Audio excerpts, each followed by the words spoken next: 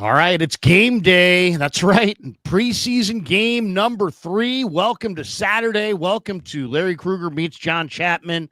We got a lot to get to. Niners making trades the last 2 days. Are more to come. The cutdown's looming. The final preseason game goes tonight. What's on the line? We jump into all of it right now. Come with us.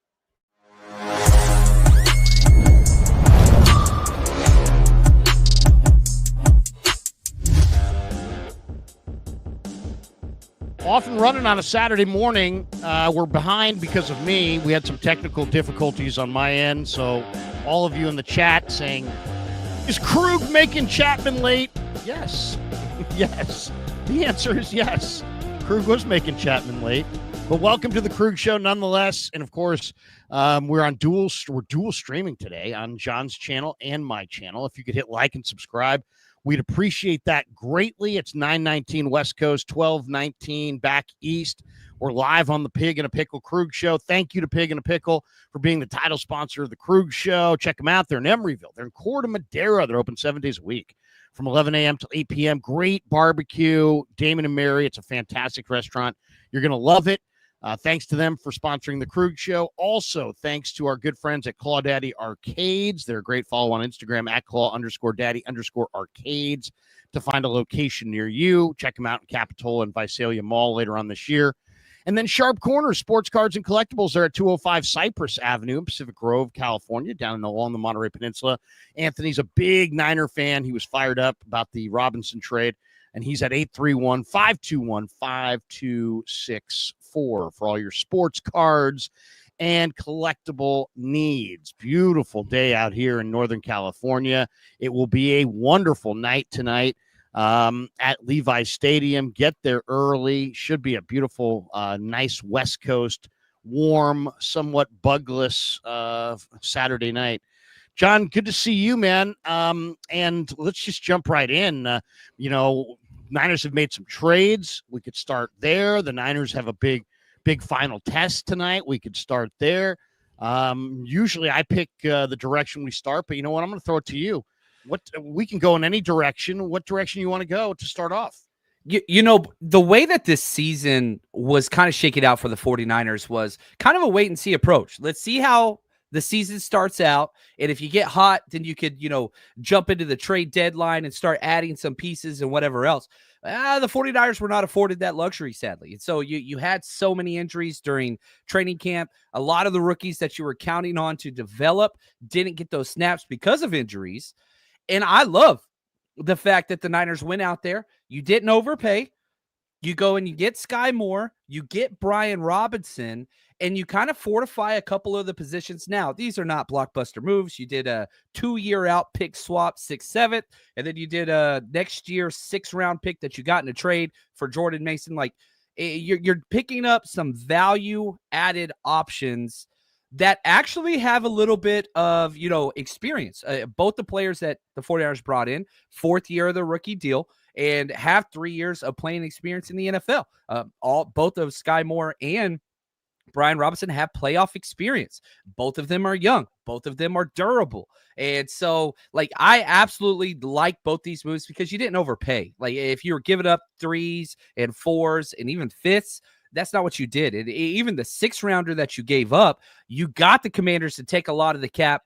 The guaranteed salary, $3.4 million for Brian Robinson. So I like this. This is the bargain bin shopping experience that has been the 2025 49ers.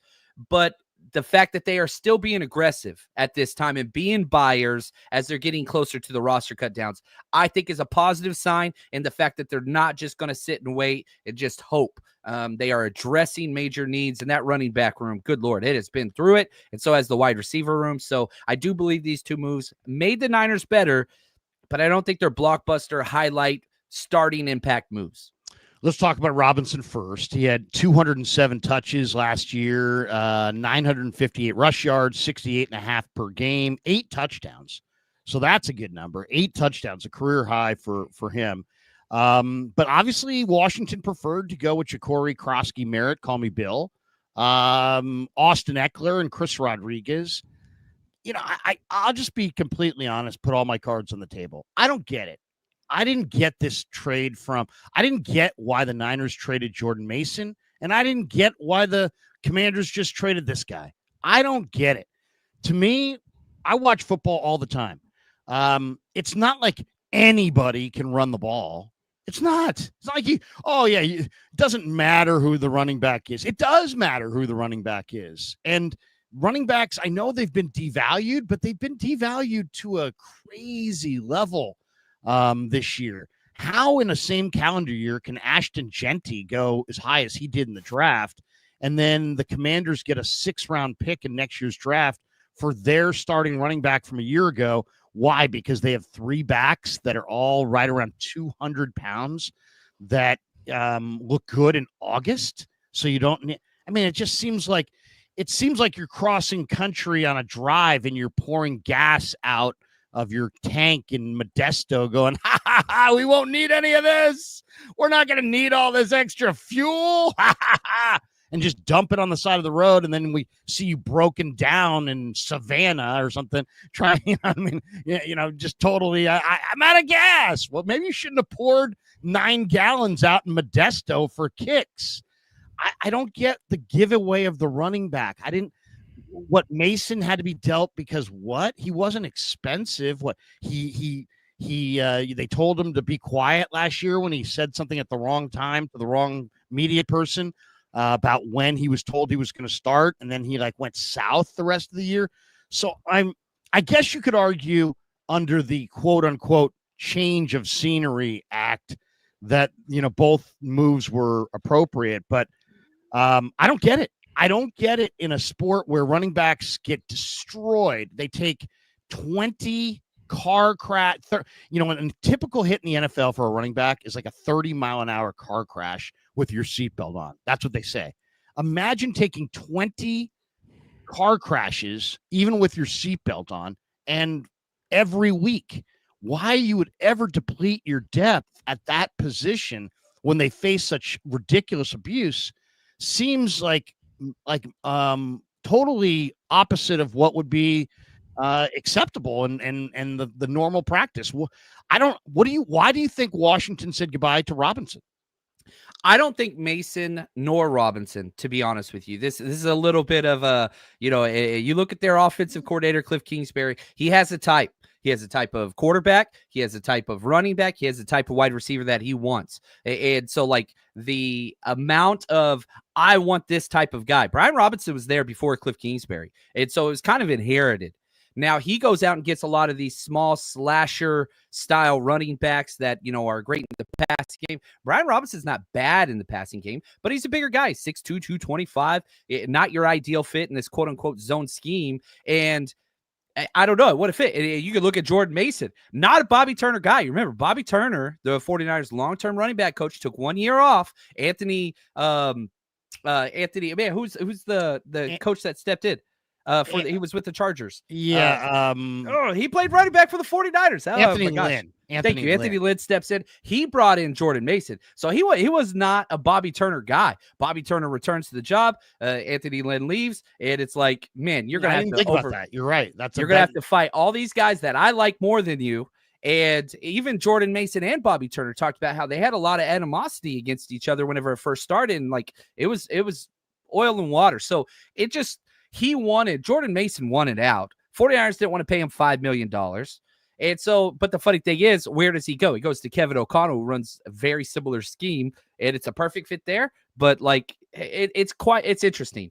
But you look at Shanahan, you look at Kingsbury, they want their guys. The Shanahan loyalty program is undefeated. And if you are not one of his guys, goodbye. And if you are, he'll bring you in. Now, the 49ers did have an official pre-draft meeting with Brian Robinson. So this is somebody they've had their eye on. And so it's interesting, but I'm with you, Larry. The running back position has been so devalued across the league that you can get them for pennies on the dollar. I did think that the trading away of Jordan Mason was very short-sighted. You tried to replace him with Isaac Guerendo, Jordan James, Corey Kiner. All 3 of them get hurt at the exact same time. And so your idea, your plans kind of go out the window. Now you're forced to trade for Brian Robinson. And here's the best thing. Brian Robinson's on a 1-year deal last year of his rookie deal. Yeah. Whereas you have Isaac Guerrero for 2 seasons after this. You have Jordan James 4 seasons after this. So it's not so much of a he's here to replace those guys maybe for a year.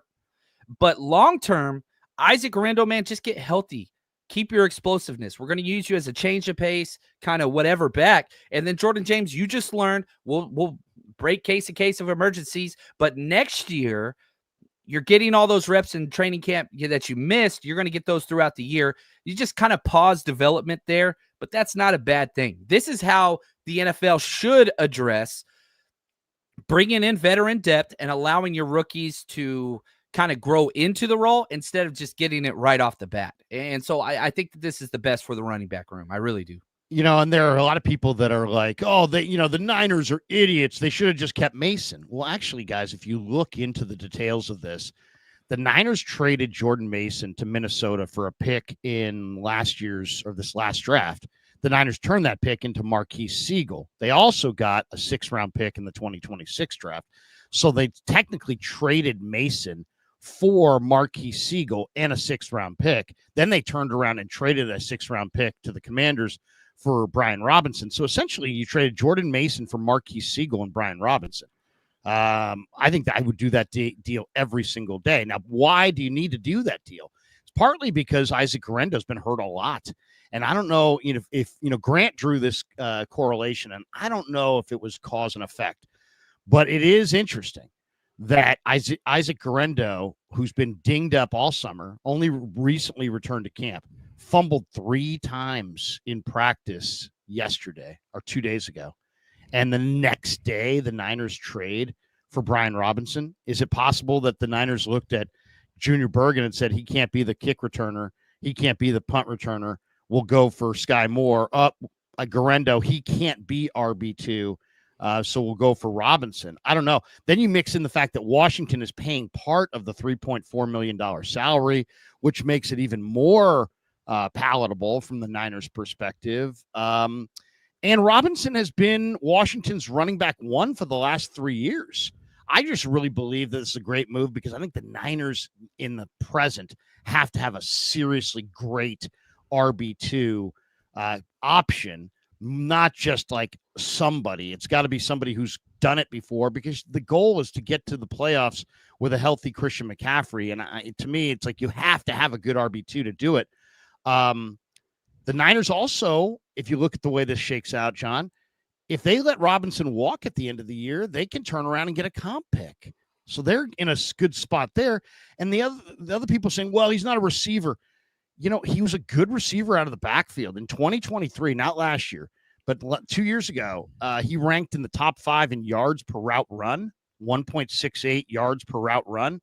Over the last 3 years, he's had 65 receptions for 587 yards, where Mason, by comparison, has gotten a lot less run, 14 receptions in the same span for 122 yards. So I think they got a guy who's more ready to do it. I think he's a little bit stronger, more dependable runner. He's not quite the explosive threat that Mason is at that size, but I think he's more dependable. And you remember, like, Brock wouldn't throw it to Mason, like for whatever reason. Like Mason would be standing there 5 yards in front of Brock, and he'd be like, "Nope, we're going 40 yards downfield every time." Like, he just refused to check it down to him. So whether he was the receiving option or not doesn't matter. But like you said, Brian Robinson had an 80% catch rate 3 consecutive years in the NFL. Like, he's not going to be your man beater running, all these option CMC routes and whatever else, but he's a viable option that you can check down to. If you want a receiving back, you put Guerrero out there. But if you want short yardage, goal line, Brian Robinson's about as good as you're going to get. One question before we'll get to some supers later on, but one question from B. Lauren, who says, Krug, can you cover how the team can get Corey Kiner back on the roster during the season? So, it's funny. I don't know if I've told you this, but I'm a huge Corey Kiner fan. I really think Corey Kiner's got tremendous heart. I think he's got great contact balance. And those are my 2 favorite traits in a running back. Give me a tackle breaking contact balance guy with tremendous heart, and I'll teach him the rest. I'll teach him the pass blocking techniques. I'll teach him different things. But he's got to be able to do it, and he's got to have heart, and he's got to have balance and toughness, and this guy's got all of those traits. So he high ankle sprain off the 19-yard run. It was one of the highlights in the Raider game. Then obviously he almost got up and kept running despite the ugly wrenching his ankle took. Then he realized, no, I can't do this. So he goes down.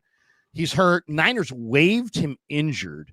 Shanahan had told us the day before, hey, we want this guy. We like this guy. We want to keep him on the injured reserve and bring him back. And it's like, he was asked, are you guys going to do some moves along those lines? He's like, yeah, him and a couple other guys fit that description. The next day, they waived him injured, and all these people were like, Krug, he's gone. And I'm like, oh, everybody. Just, you could have, if you'd lost your mind the first time Tanner Mordecai got waived, I mean, we'd all be dead by now, and so he's been waived, he's been back, he's been waived, he's been back. He'll play tonight. So maybe I'm throwing this in your lap, John. I don't know if you have the mechanics here on this one. Maybe we need to import Dave Lombardi to break it all down for us, or do something on this one, because I don't know. I know it's involved. Do you know the specifics on how Kiner can work his way back to the roster this season? Because there is an avenue. This season, so you could get crazy, and you could anytime a player goes on injured reserve before the 53 designation, by rule, that player in its current contract status cannot return this season. But you can't do an injury settlement. He could clear waivers. You would have to wait for him to go out. He'd have to sign with another team, then come back, and then you could bring him back. But that almost never happens. My vision, and I think the 49ers' vision, is we're going to keep this dude all year, and then next year the contract will toll, and he'll be basically a rookie again next year, kind of like what happened with Juwan Jennings with his hamstring injury. His rookie year, okay. Or Kalia Davis. You're saying a full redshirt year. So you're basically telling B. Lauren, forget about that idea. Because they put him on IR before that 53 cut down, and nobody picked up his contract. That's kind of where that is. And so, like, we saw this with DJ Reed as well. Again, you go back like 6 years ago, the 49ers thought that they could stash him for a year, but then the Jets claimed him. Was it the Jets, or was it Seattle claimed him? Seattle claimed him, yeah. And so he's just on IR for the 49ers this year. And so if the 49ers do a contract buyout, that injury settlement, which they've already done like 10 plus players, another team could sign them. He could play for that team this season, and then you would have to try to get him back after that, which doesn't really happen. So the Corey Kiner 49ers play is 2026. Yeah. Wow. Kind of a bummer, really. But it is. Hate to see it. But they don't have the numbers. And you can't, like, do you want to use one of your 53 or your IR to return spots on him? The 49ers said no.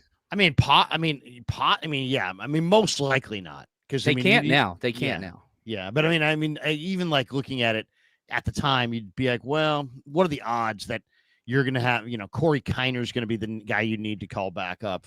There's probably going to be somebody else that gets hurt along the way. But, okay. So B. Lauren, not good news necessarily, but that John just provided the answer, and I'm glad that he did.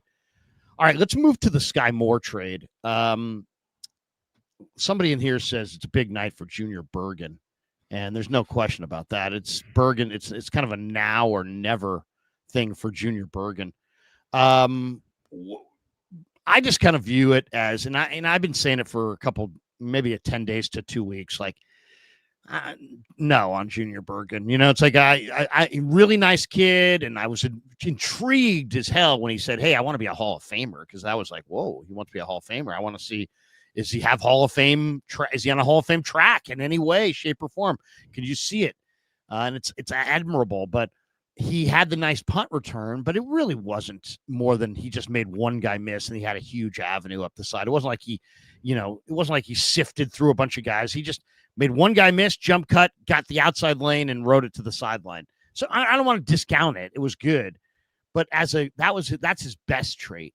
He doesn't give you anything as a receiver, and he doesn't give you anything as a kick returner. And I just think past the 30. Yeah, he's not explosive. He's not dynamic, and he's the kind of smaller-bodied guy that if he did build up some speed would probably be apt to fumble. So, which I don't want to put on anybody, but, that's what I see. John Lynch on Thursday went on KMBR, and he was talking about Sky Moore, and he said, one of the things we really like about him is he has dual return capability. And when I heard that, I was like, oh, that's what we're talking about here. So Sky Moore is going to get this job over Bergen because Sky Moore can be a punt returner and a kick returner. He had an 88-yard punt return for a touchdown against Seattle just last week in the preseason. Now, he was a second-round pick in his own right, so there's a word for that. He's a bust, right? He's a bust. That's why Kansas City's moving him. They were going to cut him, so the Niners gave him some nominal compensation to jump the line and get him in their camp. And Lynch said, hey, me and Veach have a good relationship, and Veach is just saying, hey, I'll do you a solid, John. Just throw me anything and throw me anything at all, and he's yours because we're going to cut him next week because we got better guys. So, but, I mean, it's like, on one hand, yeah, they're getting it. They traded for a guy who's going to get cut. So we all should just, be very, keep that in our back pocket when you're sitting there to the people who are singing the praises of this move like it's some awesome move. It's not an awesome move. But the question is he better than Junior Bergen? And I think the answer undoubtedly is yes. I think he is better than Junior Bergen. He's 5'10". He has a hard time getting off the line of scrimmage. He hasn't produced that much. His game log is pathetic. I mean, he's did nothing last year. The year before that, he had one touchdown. In his best year, he had one touchdown. So he was a great player in Kalamazoo in college. 3-year starter in college, was great in the MAC. Hasn't worked in the pros. He's too weak to get off the line, not explosive enough in and out of the breaks to create any real separation. So at this point, he's as a receiver, but on jet sweeps and trick plays and return man, punt return, kick return, I think he makes sense. So I kind of like it because it's them saying, here's no compensation. Our pick that we should have, by the way, used on Willie Lampkin.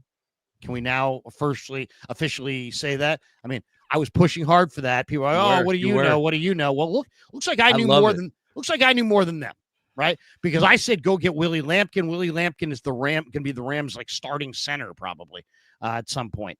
And they went for a kick returner from Montana. Okay, so who knows more? Whatever. But now Sky Moore is going to come in. Bergen's going to get cut. Maybe he goes to the practice squad. What do you think of the Sky Moore edition? Yeah, I think, I agree with you on the indictment against Junior Bergen. He just looks slow, offers nothing in the wide receiver room. But I also think that it's an indictment against Jacob Cowing, who was your back, who he was going to be the next punt returner. And, man, guys the 49ers have had back to return punts. Amir Abdullah, hurt out. Andy Isabella, hurt out. Jacob Cowing, hurt out. Like, they just cannot get a punt returner to stay healthy. And so whatever they brought in, Sky Moore, it was right after the Jacob Cowing injury, where it's like another hamstring. He already missed a month for the first one. Now it's re-injured the same one. Going to be a month plus. We don't even have a damn punt returner. We ain't going to put Ricky Pearsall back there. He's the only damn wide receiver. Like, what are you going to do? You going to put Garendo back there so you get Garendo already lost the kickoff return job by fumbling 3 times his rookie year on kickoff return. You had to put Debo back there. So, like, I think that the Sky Moore trade was like, okay, let's get somebody who has done it. Maybe not at an all-pro level and maybe not even at a great level, but, like, somebody that has done it that we can get for pennies on the dollar. 2 years from now, 6-7 like, you didn't pay anything to get this guy, but we're going to put him back there. He's going to kick return. He's going to punt return. So your starting kick returner is going to be Dallas Flowers, and it's going to be Sky Moore. I can tell you that right now. Week 1, your 2 kick returners, that's who it's going to be. Dallas Flowers and Sky Moore. Sky Moore will be the primary guy, and your punt returner is going to be Sky Moore. So, like, you solved that problem, and that's about it. Now, Sky Moore can come in and do some jet sweep screen action in the pass game, which they tried to do that with Junior Bergen. It didn't work. It didn't work in training camp practices, didn't work in joint practices, didn't work in 2 preseason games so far. I don't care what Junior Bergen does tonight. It does not matter. You cannot use a roster spot for him. You cannot. Practice squad? How about practice squad? Practice squad, yes. For sure you can. If you want to slowly develop that, and, like, I don't even think you have to be worthy of, like, even worried about somebody claiming him. What he's put on tape is bad. He's slow. And so, like, can He's he totally develop? dime a dozen. He's totally forgettable. This is why you don't listen to your coaches and why you listen to My your son scouts. played with him, though, Larry. My son played with him, right? That was their thing. Like, Brant Boyer's son played with him at Montana. Like, my son I played don't with him. care if you held this kid's hand all the way through Pop Warner. No. Listen to your scouts. Lock your coaches out of the scouting room. Get their opinions on paper and let the scouts talk about it. Do not let the scouts give opinions and let the coaches make the decision. Let the coaches give opinions and let the scouts make the decisions. Yeah, and I don't know, maybe they are doing that, but it's like the Niners are they just... know.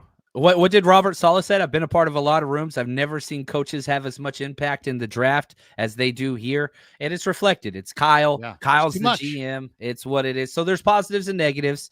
And, some of those, sometimes that's Brock Purdy. Sometimes that's Junior Bergen. Yeah, like, there's hits and misses across, but this is a miss. And, like, maybe he will develop on the practice squad. But, like, I'm almost to the point now where, like, I don't even know if he's going to land on the practice squad, to be honest with you. Like, I think you saw, like, he can field a punt. And if you had the luxury of just saying, look, this guy's just going to be a punt returner, the 49ers are nowhere near there, especially in their wide receiver room, kickoff return room. They're not there. Like, depth is a major concern. So to use one of your 53 on just a punt returner only, which is his only one quality snap that I've seen in all the practices and preseason games, maybe he could develop into that. But 49ers aren't at that luxurious stage. And the pick was weird to start with, but yeah, Sky Moore is going to be the base level. Everything Bergen can do, Jordan Watkins does and does better. So what the hell do we need Bergen for? I mean, I don't want to be harsh about it, but that's in the harsh reality of personnel, that's the reality. Watkins is better and faster and as cheap. And, so it's like there's no real reason for Junior Bergen. Do you see another trade coming? Now, Bleacher Report had an article out today, the trades that every team needs to make. And this article, it's funny, John, there's certain articles that just, they come calling to me.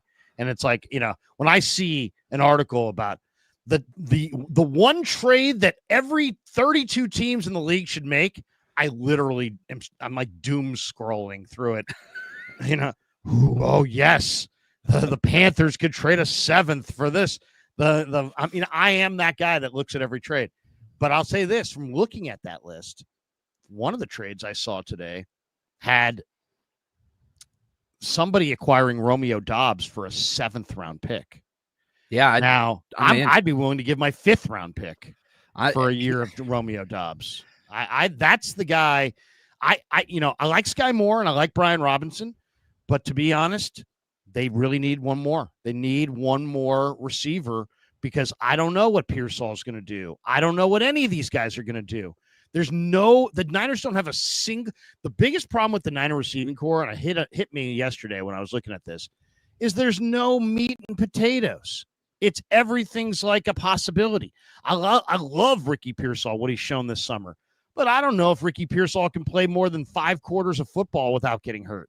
Jennings, I don't know what his plan is. I mean, to me, he's way off the reservation. I mean, this guy's making money. He's got a contract. He's not here. Is it the calf? I don't even care what it is. If it's the calf, it's a calf injury he's had since April. That's not good news. And if it's the contract, then you're costing yourself, a really productive September. You're costing yourself millions. Because you were going to be fed the ball consistently off the outset of the season because of all the injuries and suspensions. So Ayuk isn't there. Pearsall you don't know about because it's not proven. Jennings isn't there. Gage isn't there. MCL sprain. Watkins isn't there. High ankle sprain. Cowing isn't there. Hamstring pull consistently. You've got Sky Moore. Tariq Owens is not NFL. I'll tell you that right now. Malik Turner is not NFL. Junior Bergen is not NFL. So you're bringing in Malik Knowles in the 11th hour of training camp just to try to get through this game. So you have Malik Knowles, who was a good kick returner at K-State, nothing more. Isaiah Hodgins, who's a plodding, slow possession receiver. I love him as a guy, but you know what? That's what he is. Robbie Chosen is a journeyman guy who can run a little bit. He looks like a superstar compared to those guys. They don't have a single receiver anywhere on their roster that you can say he was awesome the last 3 years and he's going to be awesome for the next 2 years. And that, we start right. No, there's nothing. There's no meat and potatoes there. So that's why they need to go trade a draft pick for Romeo Doubs, because at least Doubs would give them a solid NFL receiver who's in his prime, who was good last year, who's ready to roll. You know what I mean? I would start with Romeo Doubs. And then after that, I'm looking at rookies getting cut in other camps that are better than the guys they got. And that won't be hard to find, because there's all kinds of rookies that are going to get cut that are way better than the guys they got here. These guys are not good. Hodgins is slow as hell. Chosen is on his 8th team. Knowles is a nothing. Tariq Owens is there because of a favor. Bergen is a bad evaluation by a special teams coach on draft day. Malik Turner should be in the UFL. I mean, this is a pathetic. This is the organization that Jerry Rice, Randy Moss, Terrell Owens, their wide receiving core is embarrassing. Especially when you look at week 1 with the injuries. And the funny thing is, okay, if you told me your wide receiver core is Brandon Ayuk, Ricky Pearsall, Juwan Jennings, Jordan Watkins, you're like, okay, that is worthy of the 49ers. But that's not the case. You want to throw DeMarcus Robinson in there? Awesome. I think DeMarcus Robinson's had a hell of a camp. But again, one of the guys that's not going to be out there weeks 1, 2, or 3. And guess what, Larry? You have not one, but 2 division matchups in the first 3 weeks of the season. You play Seattle week 1, and you play the Arizona Cardinals, who knocked you out twice last season, week 3. So you've got to find – I like the claiming other rookies and whatever else, but if you're going to trade for a wide receiver, it has to be somebody that has NFL experience on the outside. Romeo Doubs fits that. Yeah, can you get the Packers to walk away with that? They've got some injuries of their own, and they've got a lot of rookies over there. I doubt it. I think he's starting for the Packers week 1, but if you could get him, and again, the 49ers are going to trade a lot of capital, but if you could do another one of those 7th or 6th or whatever, you want to go as high as a 5th, he would start the first 3 weeks guaranteed. Now, are you going to start Doubs over DeMarcus Robinson? Probably not, but he'd be in the mix for sure. So, the 49ers, they're in an issue, and, we were at the joint practices, and both joint practices, they were in 12 and 21 personnel the whole time. You're going to be in 2 wide receiver sets. The first 3 weeks, you're going to have 2 tight ends, or you're going to have 2 backs out there every damn play. Maybe if it's 3rd and 17, you might go 11 personnel. That's a maybe, but don't expect a lot of wide receiver play out there week 1. It is going to be big formation nonstop, because you just don't have the bodies on the outside that have done it in the NFL. There's legitimate. That's fine, but don't fall into a 14-point hole. Yeah. Because if you fall into a 14-point hole and you need to score quick, and you're sitting there with 2 tight ends and Luke Farrell, and you're done. Right? I mean, you got to be able to score quick in the NFL sometimes. I mean, I get it. They can get through the football game without, without imploding. But if they fall into any kind of a 10 or 14-point hole, they're down 2 scores in the second half in games that are meaningful. Aren't you going to want to put 3 wides on the field? And they don't even have 3 wides that they can find on the team. I know what you're saying, though. You're right. They're going to go 12 personnel. Heck, Lynch said it on the radio. He's like, hey, look, we're going to, we're a 21 personnel, 22 personnel, 12 personnel. We're going to put our 2 backs out there for the most part. And so we're uniquely structured, I guess, to withstand all these injuries. But beyond that, it's just you could look up and not have, the guys that you're even depending on eventually.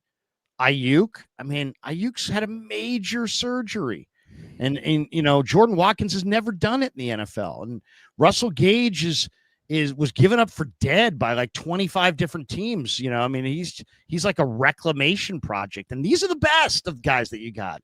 Yeah, you're dependent on Russell Gage. You're what did John Lynch say on the radio? We think he's going to be ready week 1, so right? He's on the team, I guess. Ugh. A guy that everybody else thought was borderline to make the team, he's assuring the fan base that even though he won't play in the final preseason game, that This total mediocre has-been veteran, don't worry, folks. He'll be there week 1. God, I mean, it's just all right. Let's talk about tonight for a second. What do you want to see tonight? Who's got real skin in the game tonight? We should tell people that tonight, obviously, preseason game number 3, the Chargers and the Niners, 5:30 start, 2:30. We'll have pregame for you on 107.7 The Bone and 8:10 a.m. So on the radio, you can catch it.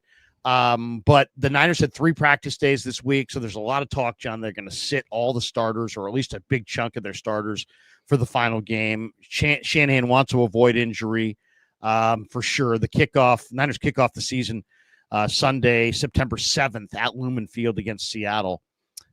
Purdy, CMC, Kittle, Trent, Bosa, Fred, Demo. These guys are all going to be out tonight. They're not going to play. What do you want to see tonight? Is there any particular? There is, in a lot of ways, tonight is kind of an interesting night because you've got some guys who are literally just going to be out there to tune things up, and you got other guys that they are going to be flying around because it's Super Bowl Sunday. Because here's the bottom line: if you make the roster in the NFL, the minimum is like between $750,000 and $800,000. If you make the practice squad, I think you make $207,000. There's nothing wrong with $207,000. Don't get me wrong.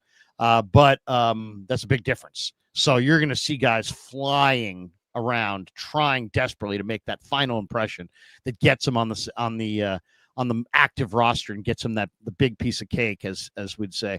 Who are you looking for tonight? Let's talk about some of the battles that we're going to see on the field tonight.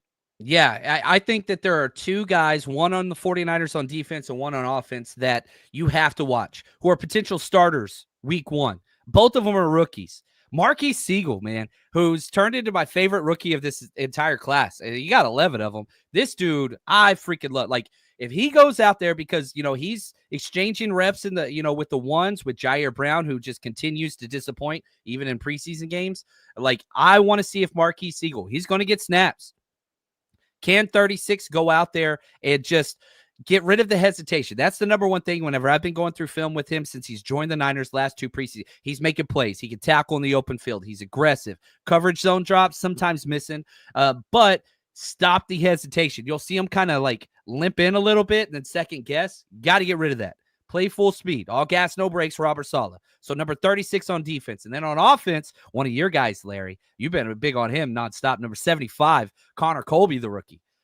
You got Ben Barch injured and looking like RoboCop out there with all of his whatever he's got going on. Dominique Pooney, you're hoping gets back. But whenever they move Connor Colby to take snaps at the right guard spot and left guard spot now, they're putting a lot on his plate. Can Connor Colby's consistency be enough to say we cannot play Nick Sekel? like the Niners are trying to give Nick Sekel every benefit of the doubt. Left guard, right guard, center, moving him back and forth and all this stuff. It ain't working. He's not looking consistent versus the force out there in preseason games. Can Connor Colby do enough to say, look, Nick Sekel's not your guy. Trust in the young dude. There's a chance this dude starts week 1. So when the 49ers are out there on defense, I'm watching 36. When they're on offense, I'm watching 75. Those are the 2 most paramount players that could actually start, not only like they're both going to make the roster, but could start week 1. Those are good. Let's dig deeper on those for a second. Let's talk about safety for a minute.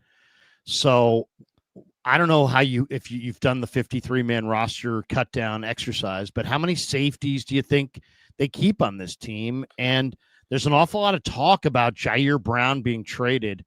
I don't know, man. I don't think I would trade. Who's going to trade what? I mean, first of all, I think you could get a 7th round pick for him, but I mean, why would you trade you can't keep drafting guys in the 3rd round and trading them a year later for 7th round picks. You can't make those deals. These are the kinds of deals that get you crushed. So, I mean, I get it. Jair Brown has not been a perfect player, but is he that much worse than the backup safeties that are going to make this roster? And like, who's going to make the roster? You got Pinnock for sure. Siegel for sure. Mustafa is hurt, so he doesn't count. Saron Neal is going to make it for sure. For sure. Guaranteed contract. Brent Boyer told me the other day, I said, tell me about Saron Neal, and he went into a diatribe about how thinks he's a Pro Bowler. So I mean, he's played good corner snaps too. Yeah, so I mean, Saron Neal. I mean, I have him here at safety, but yeah. So I've got Pinnock, Jair, Siegel, and Neal. Those 4 right Richie now. Grant. But there's also Richie Grant. But then this is also, I think, John, I think you're hitting on kind of the biggest, most fierce competition. Maybe one of them is right here at safety, because the backups are all very similar to the starters. Brown has struggled. Pinnock's new, but he's going to make it. Siegel's been great. Then you got Saron Neal. You have Richie Grant, who's a second-round pick in this league, and at times has looked really good in practice. But then you also have Derek Canteen, who's looked really good in practice, and you have Jalen Mahoney, who's looked really good in practice. I mean, he had picks in like 2 of the last 4 practices. Mahoney is coming on. So how many safeties do you want to go with? And if you're going with 4, who are your 4? Yeah, Pinnock's starting week 1. Like, I'm telling you that right now. Like, he's starting week 1. Who the guy next to him? And it's been 3 guys. It's been Richie Grant. Then it was Jair Brown, Marquise Siegel's, who everybody wants. But I think those 4 make it. And I think you designate Saron Neal as a special teamer, but he's been taking corner snaps. So, like, you kind of kick him over in that room with all those injuries. I'm cheating a little bit here, Larry. Okay, that's fine, because we can get to that next, the corner. Yeah. So I think you kick him as a special teams guy. But I think you keep 4. You paid these guys. Pinnock's fully guaranteed contract. He ain't going nowhere. Now, Richie Grant, you could do your gentleman's handshake with that Shanahan's done with wide receivers and say, look, we're waiving you, but we want you back as a special teamer. He had $345,000 total guaranteed, nothing too big there. But that dude was taking starter snaps through the first month of training camp. And so I think he might get picked off. I mean, he really might be. Yeah, he might get picked off. So I'm going 4. So your 4 are Pinnock, Siegel, Neal, and Brown. I'm keeping Grant. You're keeping Grant. This is the cutting Brown. No. Trading Brown. I'm kicking Saron Neal. I'm not counting him as my safety. I'm cheating. Oh, okay. He's my corner. You're going 5 technically. You're going 4 safety, but Neal's a corner. Right. Okay, so now let's go to corner. So now you got Neal, Renardo, Demo, Stout if he's healthy, and that's my big concern. Is he healthy? Is he not healthy? Are they just keeping him out as a precaution, or is it? They said he was going to be back last week. I mean, yeah. I mean, are they? I've heard people say that it might be an Achilles. I don't know if there's anything to that or not, but that's a concern. Obviously, this guy's been your best rookie. But then you have Renardo, you have Demo, you have Stout if they're all healthy. Then you have Dallas Flowers, you have Saron Neal. So that's 5 right there. So maybe you go 6. I usually like 10 DBs, 6 corners, 4 safeties. So you could, since you're putting Neal at safety or at corner, now you have 1 spot for either Chase Lucas, Jacob Robinson, or Darrell Luter.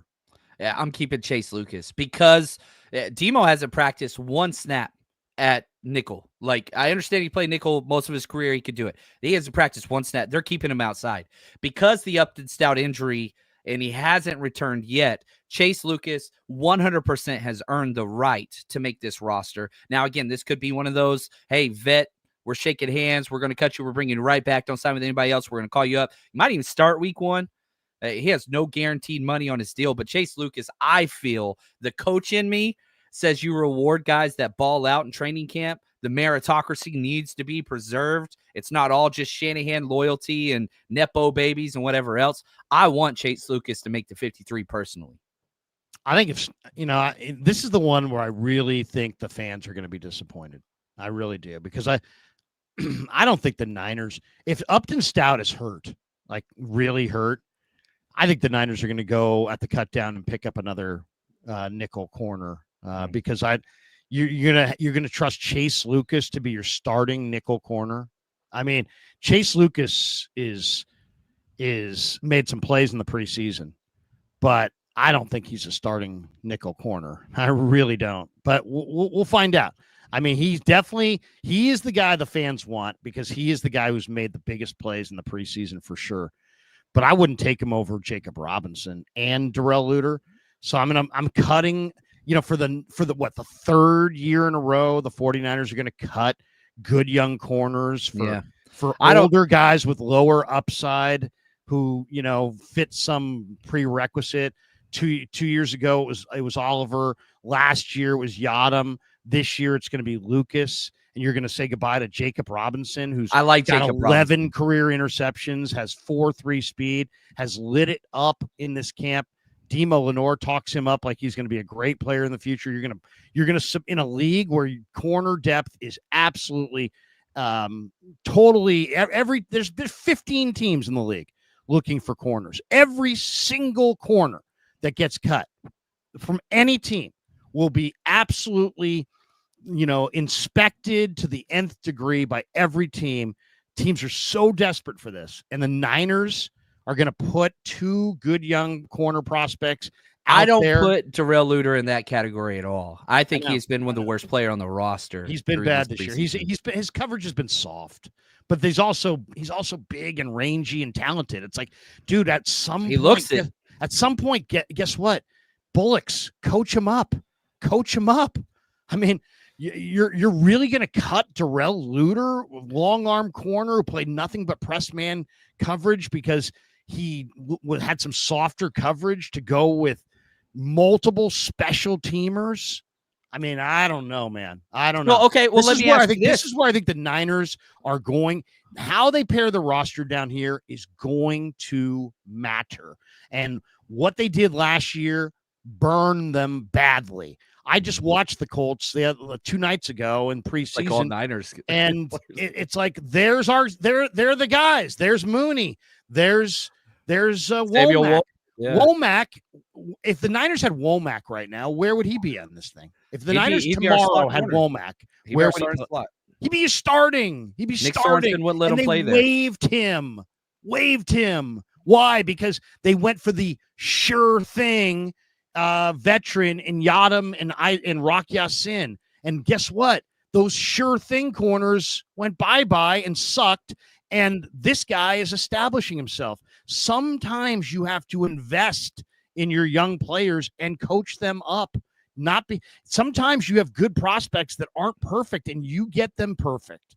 So I would keep Robinson and keep Luter. I'm keeping my corner depth. I mean, heck, the Niners cut Womack and kept Matt freaking Pryor, who never played a snap, as some insurance policy, some slow-footed, overweight, tatted up tackle who's like for a corner who's now starting for the Colts. I mean, that was a fuck up. That was a major screw up by the 49ers. And you kept Ambry Thomas, who doesn't fit your scheme and won't tackle. But my question to you, Larry, okay, if we keep your corners, which I'm not disagreeing with, who is your starting nickel? Like, none of those guys have played nickel. You have the best nickel corner in the game. They haven't played him. He hasn't played one snap there. But do we really think that he couldn't play there? Yeah, maybe. Yeah, just... I mean, I hear what you're saying. I probably would leave him outside, but I don't believe in Chase Lucas. I talked to Chase Lucas. I think Chase Lucas is crazy. He is all over the place. I love it. I like crazy DBs. The other day, when Mahoney had the tackle, everybody in the stadium who cared about the Niners winning was like, get up and run. Yeah. Except for Chase Lucas, who was like, stay down. Why? Why is he staying down? So it's that kind of disconnect with Chase Lucas. I love him as a special teamer. If you want him to be the last guy back there because he's a special team, madman and you love him and this and that, that's one thing. But you cannot keep cutting guys because the reality is this: Renardo's already been out. And Stout's out right now. And let's just say you get to week 3 and there is no Renardo and there is no Stout. And now you just have to go with your corners. Who do you want to go with? You want to go with Jacob Robinson or you want to go with Chase Lucas? And I want to go with Jacob Robinson. I like him. I don't think he's ready. He's got way better talent. I don't think he has functional play strength yet, but he's a little. I'm with you though. But I'll say this, John. I agree with you. That's the report. I didn't necessarily see that. I read that, but I didn't necessarily see that. So I'm I'm a big Robinson fan. I wanted to be a big Luter fan, but Luter has struggled. But still, I mean, I'm looking at that guy and I'm going, this is in a lot of ways. This is like when I look at Dallas Flowers and Luter, I'm like, this is what NFL corners are supposed to look like. They're supposed to be long, rangy, long arm, dominant, physically dominant. And I get it. Luter's coverage has been way too soft this summer. Way too soft. He's allowed too many. He almost had a pick, and he's had some he had a couple PBUs, but he's also given up way too many easy catches right in front of him. So he's got to get it dialed up. He's not right yet, but I once again, I think long range view. I think Robinson and Luter are going to be in this 3 years from now. Robinson and Luter, I think, are in the NFL. 3 years from now, I don't think the Saron Neals and the Chase Lucases are in the NFL. And now Fabian Moreau was brought in. He hasn't done anything. No, he hasn't been getting many snaps. He's just hurt all the time. Okay, one you mentioned. Let's go back to your other one. You said Connor Colby. Let's go back to that competition. How many offensive linemen do you have him taking? 8 or 9? 3 backups or 4 backups? And here are the starters: Trent, Barch, Brendel, Pooney, McKivitz. So then it's like, who do you want? Those are the starters for sure. Who do you want as your 3 backups if you have 3 or 4? I'll go to you. I mean, I would go with Connor Colby, and then whoever is higher rated between Pleasance and Burford. It's got to be Burford. I'd probably lean towards Pleasance, but because I don't think Burford can play tackle at all. Yeah. Hennessy's to me has been disappointing. I'd go with Connor Colby, Drake Nugent, Drew Moss, and Austin Pleasance. Wow. Okay. I'm cutting Hennessy. I'm cutting Brock's buddy Zakel. I'm cutting Burford. I'm cutting Dunn. Nugent looks really good to me, and Colby and Moss. If I got to go with, and I got to go with a tackle, and I got to be honest, I don't like any of those tackles. I'd cut them all. I'd cut Prince, Burford, and Pleasance and go find a tackle somewhere else. But if I had to go with the guys in this camp, I'd probably go with Pleasance just because of the stature. I don't think any of these guys have the speed, though, to block Bryce Huff. No. And that's kind of the issue is like, where do you find that in the NFL? I've got to push back. I'm not pleased with Pleasance. I'm not either. So really heavy-footed, man. And so like his size is awesome, but man, like you see like they'll run like outside zone away from him, and it's just like, oh, that dude just doesn't belong in the scheme. What are we doing here? But the same thing with Burford. Some of his, you look at that first preseason game, and it was just like, what's going on? I did think his second preseason game was really, really good. So my 3 would be Connor Colby. Has the best body for it, for sure. And Forster and Trent love Spencer Burford. I mean, there's a lot to like, John, because he's really a great guy. He's smart. He's got the perfect body.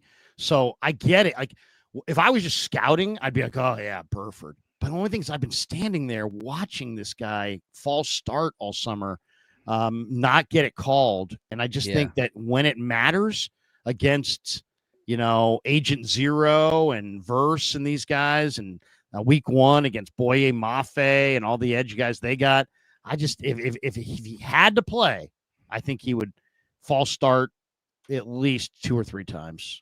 But and this is crazy, and I hope somebody like records this. Burford's going to get $10 million next year in the free agency market. Like he's going to get paid, maybe more. But like I would say Burford, Connor Colby, 100%. I want Matt Hennessy, but he hasn't played well enough to earn that. I think it's going to be Nick Zakel. So like my prediction of what I think will happen, will be Burford and then Zakel and Connor Colby. I think those are the 3. You keep 8, and just 8. Not, you don't go with the extra one. I want 9, and that would be, I don't know. I'm not keeping Isaiah Prince. I'm not keeping Michael Dunn. No. Just Nugent had a really good, highly graded game against the Raiders. And they played him at guard. He's just small. He's undersized. Moss, I think I would try to keep because I think he's like got him. starter potential, but he'll clear waivers. You can put him on the practice squad. My biggest issue with Moss was, he looked so great when he played the second half of that preseason game. Then he played up against the twos, and it was like, okay, now you're starting to see some of those deficiencies that he has. But the upside is still there. It's still there. So if you had to keep 9, Moss would be it. But part of me says, like, man, he put some bad tape up week 2. I could definitely see that's a project play. So if you force me to keep 9, it's Moss. I'd keep him over Hennessy at this point, which is crazy for me to say because I wanted Hennessy to play over Brindle, but that's okay. That's one of the mea culpas. I was wrong, and I'll admit that. Well, wrong. I mean, we give opinions every day. Some were right, some are wrong. Sometimes your prediction today looks wrong, but tomorrow it's right. So it's all these things. I think you're spot on this, by the way. I think you're probably right. It's probably going to be 3 backups, and you're probably right about who they'll be. Colby, Zakel was their organizational favorite. They're giving him every opportunity, and then Burford. But I actually kind of think they're going to go with 4. And I think that 4th guy is going to be an outside the organization tackle. I was talking to Chase Sr. the other day, and he's talking about how Holland Pierce is probably going to get cut in Philly's camp. Philly, they also have Miles Hinton. They have some guys who they drafted 3 tackles, and they have such great tackle depth. They're probably going to waive a couple of those guys. I could see the Niners going with Burford, Zakel, and Colby, and then also looking around for whoever their favorite young tackle is and saying you're the 4th guy and going with 9. Because they don't do swing tackles. The Niners don't do that under Chris Forster. They play a left tackle backup and then play a right tackle backup. Well, I mean, they've tried. They would love to have a swing tackle and save the roster spot, but I don't think they feel like they have that luxury. How about tight end? Do you go now? The Niners have gone with 4, and yet I could easily see them go with 2 on the final 53 to try to save roster spots because I think Braden Willis and Tongas both go totally unclaimed. I think they can do anything they want with these guys. They could keep 4, but that would tell us that it's not a very good roster. If you're rostering Tongas and Braden Willis, that means that you don't have enough good players at other positions. But they have gone with 4 tight ends in the past. I would go with 3, and I'd probably go with Tongas. But this is another spot. I think I could easily see them cutting Tongas and Willis. I could also see them looking for a tight end around the cut down that's better than Tongas or Willis. But most likely not because they know the offense and there's some advantage to that. But I think Tongas and Willis get cut and both wind up on the practice squad. That's what I want to happen. This is where you can kind of sneak a couple positions and get real creative. Because even worst case scenario, let's say Tongas and Willis get claimed. Ross Dwelly's sitting out there. Nobody claimed him. Like you could call him up and say, look, dude, we need you to come in. Just be our tight end 3. We're going to put you on, you're going to block for extra point, blah, blah, blah, blah, blah. We'll call you up. Like, because the 49ers have to have 3 tight ends. They really want to have 4. So, but man, this is where you could get creative because nobody's claiming those guys. They have not put up the tape to warrant that. Both have played better than they did last year. So improvement has happened for both Tongas and Willis, but not to the point where it warrants. Man, this is where you get sneaky, and I hope they take advantage of that. Okay, 2 guys that I think, or at least 1 or 2 guys that I think have something really on the line tonight that I'll be watching for. Sebastian Valdez. I thought Valdez looked really good early. He looked really good against Denver. He had moments against the Raiders, but then there was times he just looked engulfed and overwhelmed. And well said. And I just think that he's a pass rusher, but he also is very strong. He's got a great motor, but he didn't get a lot done in this last game. And I think your D-line, you're going 10, and you're going to go 5 tackles, 5 ends. So to me, who are your 5 tackles? C.J. West, Alfred Collins, Kalia Davis, Evan Anderson. Those 4 guys are going to be on there. Givens is hurt, so he doesn't count. So it really leaves you 1 spot for either Jordan Elliott or Sebastian Valdez or Bruce Hector or Shaquille Brown. But I think those guys are more, practice squad on the outside looking in. It's more of it's Jordan Elliott versus Sebastian Valdez. Who do you want to give that? Or maybe you don't see it that way? I don't. I think Jordan Elliott starts week 1. And I'm not a Jordan Elliott guy. Like, I'm not a Jordan Elliott fan. But Chris Kusarek loves him. And Kyle Shanahan called him his best run defending defensive tackle last year, which was absolutely absurd. They love Jordan Elliott. And you have no veteran pieces now that Givens hurt. Like, I think Jordan Elliott is more than a lock. I think he's starting week 1. I hope I'm wrong. And I hope you're right, Larry. This is one of the ones where I'd say, like, yeah, let's go with you. But, like, you've got nothing but young bucks in there that haven't played a lick in the NFL.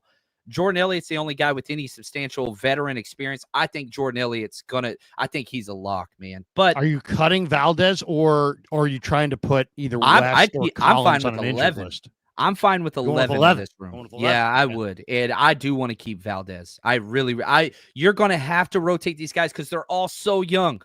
And they all have, like, you're not going to play Alfred Collins on passing downs. Like, you can't do that. You can't play Evan Anderson on passing downs. So keep your, Sebastian Valdez and allow him to go do some of those things. Like, I want all of these guys kept. I really, really do, because this room scares the bejesus out of me from a consistency standpoint. Yeah, you got potential. Potential means you ain't done it yet. I am worried about this room. And, like, I think the starters at the defensive tackle room week 1 is going to be Jordan Elliott and Clea Davis. The two most, I want to call Jordan Elliott consistent, but he's played the most in the NFL. I think those are your two starters. And maybe CJ West responds to this injury, and maybe, I trust Alfred Collins in the run game, but he's still got ways to go there. You need these bodies, I think, right now. I'm with you. I mean, I'm with the idea of retaining your defensive line depth because it's another position. Guys fall left and right. I really like Jordan Elliott, and I'd love to see him make this team. I just, is there any way they can fool around with any of the injuries up front? Because, I mean, are you really going to go into this year with, 3 injured rookies all on your active roster? I think you're going to have to, because the only person that I think is the IR pre-designated to return, you get 2. That's what's his name? Givens. Givens. I think that's the only one. I don't even know if he's good enough at that point. I mean, but I'll say this: they'll be looking around at guys who are cut at this spot too, I think. But I'm a big fan of Evan Anderson. I think he's gotten better this year. We'll see. It's not a stellar group up front, because Collins and West are young and they have yet to emerge, really. Let's talk about defensive end. If you're going with, 6 defensive tackles, do you still want to go with 5 defensive ends? Bosa, McKell, Bryce Huff, 1, 2, 3. Then I'd probably go Sam Aquinu 4. 100%. He's a lock. And then, but he's not been 100% physically. And that's my only concern about Sam. So those are your 4. So then the question is, who's the 5th defensive end between Gross Matos, who hasn't gotten out there all year? Well, he'll be a pup guy. He's still on pup, so he ain't going to count. Okay. Then you got Beal, who looks awesome, but just, looks like Tarzan, plays like Jane. He just doesn't do anything. Jonathan Garvin, Trevis Gibson, Jalen Allen, and William Bradley King, or the waiver wire. I would probably go Bosa, McKell, Huff, Sam O, and Trevis Gibson. I like that. I think it's going to be Bill because of special teams, but I wouldn't be mad with what you said. Going with Gibson over Beal. I'll tell you the other guy who looks really, really incredible at times, and if you just want an edge rusher to really hunt the quarterback, Jalen Allen, the UFL guy, does have some bend, does have some explosiveness. He's just played a season, so he's in really great shape. He flies off the edge faster than the other guys. He's lighter than the other guys. I don't think he can set the edge in the run game. He's 240 pounds, but he is a speed rusher, probably their best speed rusher outside of Huff. He's been problematic, like in a positive way. Like, he's caused problems for the opposing offense. Joint practices against the Broncos, he was lighting it up. So I'm with you there. I do think that Robert Beal does offer some upside in special teams. I think he's been great last year on special teams. So this one, I don't know. Jalen Allen, the better defender. Robert Beal, the better special teams player, better run defender. What do you prioritize there? this is where I'm not quite sure where they're going to go. But I would bet on Robert Beal Jr., but with the injury, he's back now. This is a weird one. Last position group, linebacker. What do you think at linebacker? Do they keep 5? Do they keep 6? I mean, if they keep 5, it's Winters, Warner, Martin, Gifford, and one more guy, probably Bethune. And you're cutting Blanton, Robinson, Surratt, Jalen Graham. I also think this is the spot when I looked at the rosters around. I typed in, Ravens roster projection, Dolphins roster projection. I looked at everybody's roster projection just in the last 24 hours just to see who is on the bubble, who is actually going to be cut. 2 guys that have had great training camps, great preseasons, productive as hell, who I loved in the draft. I would consider keeping 6 linebackers and picking one of these guys off waivers, and that's Eugene Asante and Chandler Martin. Asante has had a great summer in Miami, but they say that he's probably getting caught up in a numbers game, and Chandler Martin has had a phenomenal summer with the Ravens. He's had great tackles. He's been among their league leaders in tackles, and he's kind of like Nick Martin. He's an undersized, speedy linebacker, but to me, you can only have one special team linebacker. And I think you can have Gifford, or you can have Curtis Robinson, but you can't have both. So I'd go Warner, Winters, Martin, Gifford, Bethune, and the linebacker that I claim off waivers. Those are my 6, and I'm cutting the rest. I'm cool with that. And I would say this, because you have to do 6 to cut down to that, I would keep Curtis Robinson, who's there, Walter Payton Man of the Year. He's flashed in the early time that he's back. They could have kept him on PUP, but he wanted to play. They brought him up. He's playing well. So that would be my 6th guy. And then if you want to swap him out with one of your dudes, I'm cool with that. But they love Curtis Robinson. So yeah, he's a big time coach guy, special teams guy. He's probably but Bethune's a lock. You brought up Bethune earlier. Bethune has been unbelievable. That dude, oh my gosh. If Fred Warner went down, God forbid, Tatum Bethune's playing Mike.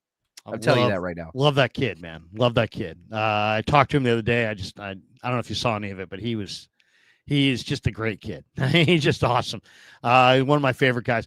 Tommy Huxley says, Meth Desto, A+ trade for Robinson, in my opinion. Is he talking about Modesto? Yeah, he's throwing shots. That's what Tommy does. He throws shots on everything. That's all right. That's his thing. I like people. Tommy. I like people who take shots, Tommy. I like that. B-Rob won't see the field till CMC is broken because of Kyle. Well, I hope that's not the case. That's not going to be the case. Not the case. God, if that's the case, I hope that's not the case. Holland Tracy, B-Rob with, what is that? Is that OBJ? OBJ immediately. OBJ contribute on the goal line. Oh, will he contribute immediately on the goal line? I doubt it. The 49ers will be a little bit slower to bring Brian Robinson into the fold. And so he won't play tonight, right? He will not play tonight. No, I doubt it. No, there's no way. The physical just happened yesterday, right? And so I don't even think the trade's officially processed. Maybe that happens today before the game. I don't know. But Sky Moore is going tonight, though. Yeah, Sky Moore I expect to see, especially as a returner or whatever else. But no, I don't. Brian Robinson will be phased in. But I think the pecking order at the running back position will be CMC and then Garindo for the first couple of weeks. And then I expect that to see a transition probably after week 2 or 3. We got this one from David E. Krug. Where are you on Stone Blanton? Haven't heard much about him recently. Still high on him. I'm very high on him. And he has been working out on the side. So he's dinged up. And I don't know if he'll go tonight or not, but I think he's a practice squad linebacker. I'm pretty sure he'll go unclaimed. He's just not ready yet. He's a developmental linebacker. He's still beneath the radar. He's going to be on their practice squad. I would almost guarantee it. They love him. But he's got some physical limitations, which is why he's, went undrafted, but he's also very productive and smart. And I think he's a keeper. I think he's a develop. And he's a guy they're going to try to develop. And one last one here from B. Lauren. This is kind of interesting. Did Larry have a take on Karan Amagaji from last draft? Rumor is he's a cut down candidate. This is the Yale I liked him. tackle who's with Chicago, and then Chicago went and got all these veterans and then drafted other guys, and he this is like what I'm talking about. I literally, thank you, B. Lauren, for this one, because I literally was talking about this kind of a guy when we talked about this position earlier. I think the Niners are going to go. I think John's totally right on the money. I think he's got it pegged perfectly. I think they're going to go with Zakelj and Burford and Colby, those three. But I do think they'll go with a fourth. And I think their fourth will be a tackle like that was somewhere else that they had a good draftable grade on, that they really feel like they can develop, because I think they see what I see, which is Burford might be, he can be your backup tackle, but he's always going to struggle with speed. So if you could find one more tackle prospect that Förster likes, and that's the beauty of Förster, is that he doesn't necessarily like what the rest of the league likes. So there may be a guy who gets cut who absolutely could be a Förster, a guy that Förster really likes. So, I think that's something to look for sure. All right, that is going to do it for us. John, I don't know if I know I told you off the air, but Kev and I will be going to New Orleans. Ooh, we are going to be going to New Orleans. Fired up for that. We're going to be partying on Bourbon Street, baby. I saw you. It's your birthday weekend, right? That's right, man. So that's going to be cool. So you're going to have a Saturday event in the quarter, and then you're going to have a pregame party as well. So it's a 2-event deal for the 49er Rush podcast traveling crew in week 2 in New Orleans. But Kev and I will be there. I will be buying you drinks in the quarter. We will somehow do some kind of live video in the quarter. I will come to your events. Put me on the list. If there's anything I can do to promote it for you, let me know. Man, yeah, if you guys are coming out y'all want to come meet Larry? Who doesn't want to meet Larry? Get ready to take shots. Yeah, so week 2 we'll be in New Orleans. We rented out the Bourbon Street Drinkery, appropriately named, both 2 floors. We rented out both floors right there on Bourbon Street. Join us Saturday. Do you have the promo? Do you have the picture thing? I wish I could put it up here. I DM'd it to you in your Twitter DMs. That's where I do most of my work. Wait a second. There we go. I can call it up here. Hold on. I want to call this up because it's a really cool. You guys put up these really cool flyers. Thank you, man. Shout out to Canva. I work my tail end off on those late at night. Yeah, here I'm going to put this up on the board so everybody can check it out for themselves. Let me move that around. No, wrong button. Here we go. Sharing screen. Here we go. There we go. All right. 49ers Invasion Weekend in New Orleans. Join the faithful. Day before the rally, Bourbon Street Drinkery. I got to use that word more, drinkery, from 2 to 6 p.m. on Bourbon Street. Oh, that's going to be awesome. So you even have an address here, 217 Bourbon Street. That's right, man. It's going to be off the freaking chain. Cannot wait. Kids are free to every event we ever do. So we give away so much stuff to the kiddos. We're talking trivia competitions. Who knows the 49ers the best? Giveaways, raffles, you name it. We do drinking games. It's an absolute blast. We always have a good time. And then we have a tailgate the day of, which we're just going to be a couple blocks from the Superdome. We have a seafood station at our freaking tailgate. It's going to be off the chart. My birthday. We're going to be partying it up. Cannot wait. Go to the TickPick app or tickpick.com. All you do is search 49ers Rush, and it will pull up all of our events. We're going to be in week 1, Seattle as well with Frank Gore. Every road game the 49ers go to, we are hosting 2 events the entire time. It's going to be an absolute blast. So come party with us, and we'll have a good time with you guys. Seafood? Now, that's not CEE. That's not SEE. That's SEA, huh? Best food in the world is Louisiana. I lived there for 2 years of my life, and I cannot wait, man. I cannot wait. So do you have a favorite restaurant in New Orleans? Because when I was there for the Super Bowl, I went to Cochon, which was fantastic, John. I mean, we had fried alligator. It was absolutely fantastic. I went to 4 or 5 really 5-star dinners there. I'm a crawfish extraordinaire, my friend. So any place where you got raw, fried, don't care, po' boy, give me, I don't care. Crawfish, oysters. Bud bugs, oysters. I'm all in. I like oysters, but crawfish is where I'm going to be at that whole weekend. I tell you what, man. And by the way, so we're flying in. We're making it a big weekend.